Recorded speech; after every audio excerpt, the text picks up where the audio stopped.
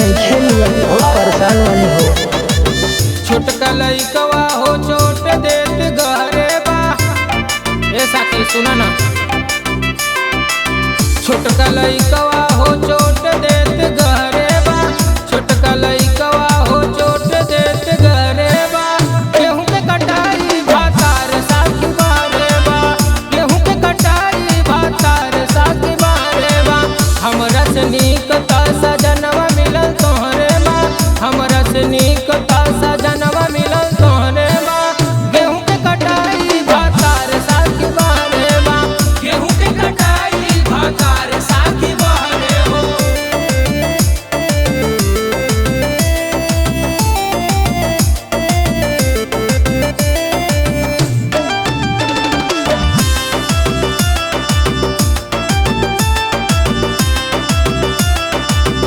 चढ़त चैतवा परेशान रहतानी रे।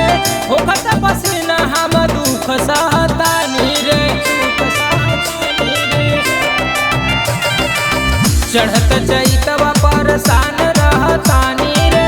होखत पसीना हम दुख सहतानी रे। चटनी चावल ना घोटात लाग जहरे बा। चटनी चावल ना घोटात लाग जहरे बा। गेहूं के कटाई भातार साकी बारे बा। गेहूं के कटाई भातार साकी बारे बा। हमरा से नीक ता सजनवा मिलल तोहरे बा। हमरा से नीक ता सजनवा मिलल तोहरे बा। गेहूं के कटाई भातार साकी बारे बा। गेहूं के कटाई भातार साकी बारे हो।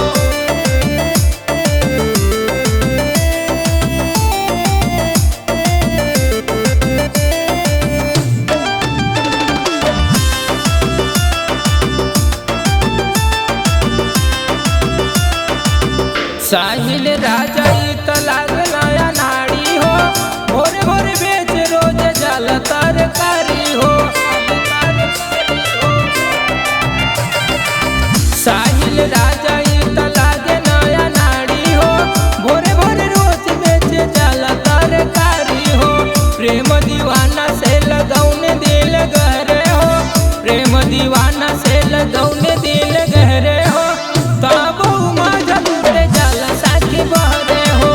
तब मजा लूटे जल साकी बहरे हो। हमरा से नीक ता सजा